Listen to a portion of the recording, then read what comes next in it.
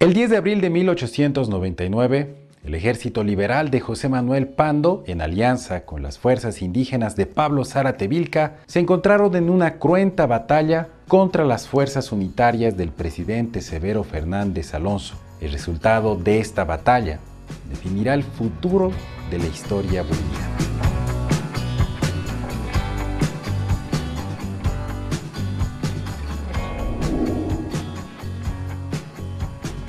La Guerra Federal marcó el paso del país del siglo XIX al siglo XX. Representa un cambio en el eje del poder. Esta guerra terminó enfrentando al Partido Conservador contra el Partido Liberal, pero además contó con una importante participación del movimiento indígena. Es así que en 10 centavos vamos a hacer la revisión de las causas, los actores, el desarrollo del conflicto y las consecuencias que trajo este enfrentamiento.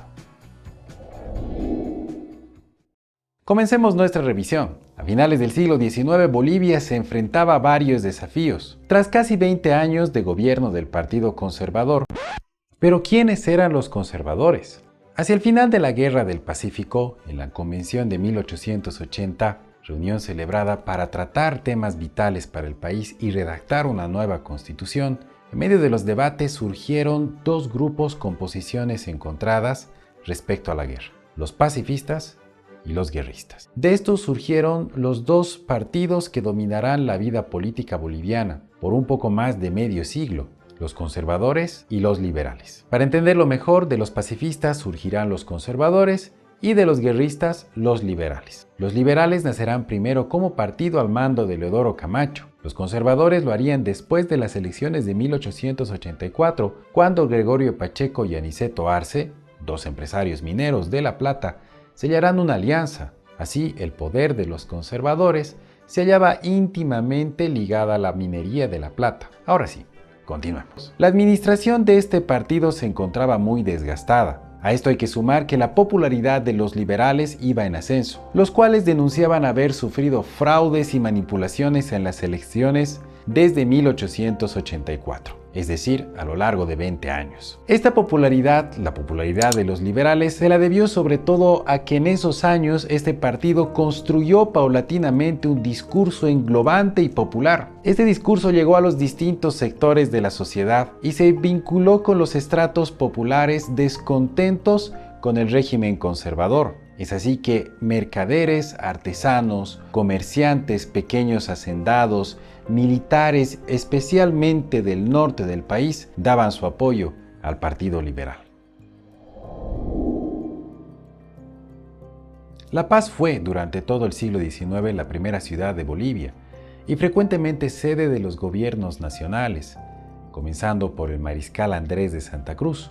Su dinámica como ciudad se vería muy pronto respaldada por el nacimiento de la economía del estaño, que desplazó el eje Potosí-Sucre para pasar al eje Oruro-La Paz. Además de eso, La Paz ya tenía en esa época un claro predominio comercial. La caída de La Plata trajo consigo el debilitamiento de la influencia de los viejos caudillos conservadores como Arce, Pacheco y sus colaboradores más allegados. Tras este desplome, les fue imposible seguir manteniendo el poder. Es así que nace la idea del federalismo. Pero seguramente te preguntarás, ¿qué es el federalismo? El federalismo es una forma de Estado basada en la descentralización política, económica y administrativa. Es decir, así una entidad, llámese estados o regiones, tiene autonomía con respecto a las demás. Para que lo entendamos mejor, por ejemplo, define sus propias leyes o dispone de sus propios recursos, pero forma parte de una federación con las demás entidades, formando un pacto federal de unidad. Esto se opone al unitarismo, es decir, la concentración del poder en una sola región. Hay varios ejemplos del federalismo, como Alemania, México, Brasil, o tal vez el más conocido sea Estados Unidos de Norteamérica, que está compuesto por 50 estados, cada uno de ellos con distintas leyes y administración, e incluso ellos tienen su propia policía en cada estado.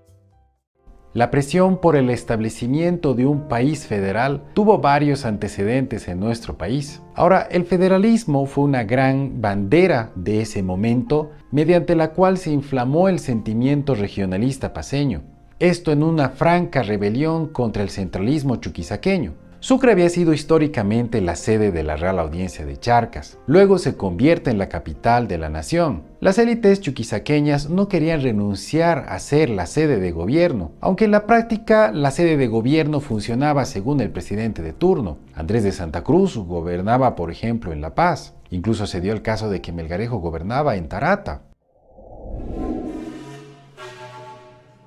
A mediados del siglo XIX, durante el gobierno de Melgarejo, se había dispuesto el despojo de las tierras a los indígenas. Esto supuso un golpe durísimo a este sector. Este despojo continuó con varias leyes, como por ejemplo la Ley de Exvinculación en 1874, lo cual hizo que el movimiento indígena pelee, por un lado, desde el lado legal, es decir, los caciques apoderados en la defensa de la tierra, y por el otro con varias rebeliones. Los indígenas a su vez tenían su propia concepción de federalismo. En palabras de Forrest Hilton, el federalismo quechua-aymara tenía un fuerte contenido étnico e implicaba concepciones propias sobre la justicia, la ley, el honor y la propiedad de la tierra, además de autogobierno, manejo comunal de tierras y cese de los impuestos. Así, al final del siglo XIX ya contaban con un movimiento articulado con demandas propias. Entre los apoderados, es decir, aquellos líderes que luchaban legalmente por las tierras, aparece en escena Pablo Zárate, más conocido como Vilca, quien fue el protagonista indígena más importante durante este conflicto por su capacidad de liderazgo y sobre todo por su amistad con José Manuel Pando, el líder de los liberales. Pablo Zárate Vilca era un indígena originario del Ayllu Collana de Machacamarca, en la provincia de Sicacica del departamento de La Paz. Durante la década de 1890, Pablo Zárate ya era un jefe indígena que gozaba del prestigio y realizaba constantes viajes para mediar en los conflictos suscitados en las distintas poblaciones indígenas. Con todo esto, solamente hacía falta una chispa que haga volar todo y que nos lleve a una guerra. Esta será la ley de erradicatoria. La ley de erradicatoria se promulgó el 18 de noviembre de 1898 y disponía que el presidente de la República debía vivir y gobernar en la ciudad de Sucre. Esto produjo un rechazo de la Brigada Parlamentaria de la Paz, que había pedido sin éxito que la reunión se lleve a cabo en un punto neutral. Ellos pidieron que la reunión sea en Cochabamba para discutir el tema sin presiones. Ante la aprobación de esta ley, entonces, la Brigada de la Paz decide abandonar la ciudad de Sucre en señal de protesta, esto incluido los congresistas conservadores paceños. Las relaciones norte-sur ya estaban rotas. Así, los políticos paceños, sin importar si eran liberales o conservadores, se organizaron. Primero van a crear un comité federal que luego va a derivar en una Junta Federal de Gobierno el 12 de diciembre. Esta Junta Federal de Gobierno va a estar integrada por José Manuel Pando, el jefe de los liberales, quien, como dato curioso, irónicamente, como senador de Chuquisaca, votó a favor de la aprobación de la ley de erradicatoria. La Junta va a ser integrada también por Serapio Reyes Ortiz y Macario Pinilla. De esta manera, se proclamó, al igual que en otras oportunidades, la regeneración de Bolivia a partir de los principios federales. El escenario de esta guerra civil se marcó básicamente en los departamentos de La Paz y Oruro y algunas provincias de Potosí y Cochabamba. El presidente de ese entonces, Severo Fernández Alonso, al principio tuvo una posición conciliatoria. Pensó que se trataba de una rebelión más y no tuvo más remedio que ponerse a la cabeza del Ejército del Sur, es decir, el Ejército Constitucional, que también será conocido como el Ejército Unitario, y marchar hacia Oruro, a la que llegó el 15 de diciembre de 1898. Fernández Alonso ocupó luego el 8 de enero de 1899 la localidad de Viacha en pleno altiplano paceño. El ejército del presidente Alonso, el ejército constitucional o unitario, contaba con una clara superioridad militar. Por su parte, Pando entendió la importancia de los indígenas como una gran fuerza. De ese modo entran en contacto con Pablo Zárate Vilca para sellar un pacto. Esto marca un hecho sin precedentes en la historia republicana. En este contexto, es decir, en este acuerdo, se cree que los liberales habrían prometido a los indígenas la devolución de sus tierras. En un momento dado, la necesidad de pertrechos les obligó a mandar escuadrones a la ciudad de Oruro, debilitando su posición en Viacha. La idea principal de Fernández Alonso era tomar la ciudad de La Paz. Sin embargo, esta se hallaba rodeada por un cerco impresionante de indígenas aliados al coronel Pando y del Partido Liberal. A estas alturas, Fernández Alonso se dio cuenta de que se trataba de un conflicto de gran magnitud y que pronto podría derivar en una guerra civil. En esta búsqueda de alimentos y vituallas para las tropas aloncistas, se cometieron grandes abusos contra las poblaciones aledañas como Corocoro el 13 de enero y Santa Rosa, donde se produjo una masacre que cobró la vida de casi 90 indígenas. Días después, permanentemente hostigados por los indígenas que rodearon el pueblo, los de Sucre tuvieron que emprender una desordenada retirada. Gracias a la vital información de chasquis indígenas, Pando pudo saber las intenciones enemigas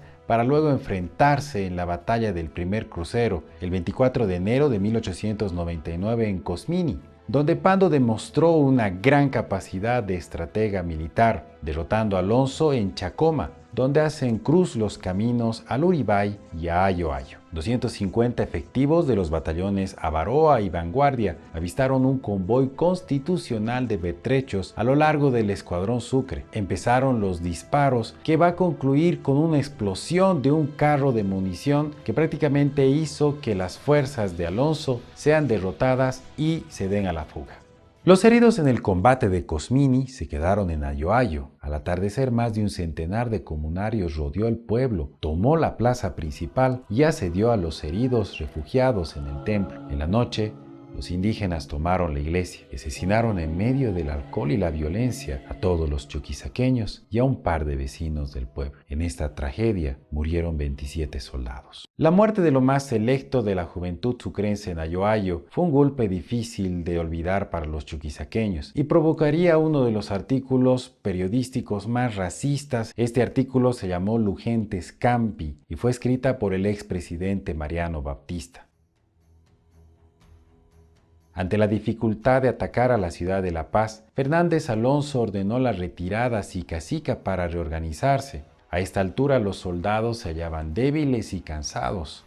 Mientras tanto, en Moza se perpetró una nueva masacre. En este lugar, los indígenas, pensando de que se trataba de un escuadrón enemigo, masacraron en la iglesia al llamado escuadrón Pando, que eran sus aliados y que tenía como misión reforzar las filas liberales en Cochabamba. La masacre de Moza fue uno de los momentos más crueles de la Guerra Federal. En el transcurso de la noche del 28 de febrero al 1 de marzo de 1899 murieron más de un centenar de soldados que fueron atacados por los indígenas de los 4 ayllus de Moza. Lo ocurrido en Moza es muy complejo y responde a una serie de situaciones donde los indígenas estaban molestos ante la expansión latifundista y ante el despojo de sus tierras. A esto sobre todo se sumó la lucha entre liberales y conservadores del mismo pueblo, e incluso habían pleitos personales entre miembros del propio Partido Liberal. Además, el hecho de que el escuadrón Pando llegara a Moza, cometiendo toda clase de arbitrariedades contra la población, desencadena la furia indígena. Pablo Zárate Vilca, preocupado por lo acontecido en estas masacres, tanto en Corocoro como en Moza, redactó la famosa Proclama de Caracollo. En este documento llama a la reconciliación entre blancos e indígenas. Según él, ambos eran hijos de la misma república a la cual debían defender. Entretanto, la guerra ya se había extendido a Oruro, el norte de Potosí y Cochabamba. Para el mes de abril el conflicto favorecía claramente a los liberales. Pando entonces decide avanzar hacia Oruro con las fuerzas de Zárate como vanguardia. La batalla decisiva se libró cerca de Paria, en Oruro, el 10 de abril de 1899, llamada la Batalla del Segundo Crucero. Se llamó así porque en ese lugar hacían cruz los caminos que van hacia Lequepalca y hacia Caracollo. Casi 4.000 combatientes protagonizaron la batalla, comandadas por un lado por Pando y Zárate y por el otro por el general Julián María López del ejército de Alonso. Esta batalla dejó un saldo de cerca de 1.000 víctimas entre muertos y heridos, y el resultado de esta sangrienta confrontación fue la victoria liberal definitiva. El presidente, derrotado e imposibilitado de rearmar sus fuerzas, decide renunciar al día siguiente. El 11 de abril renuncia y se marcha hacia Chile.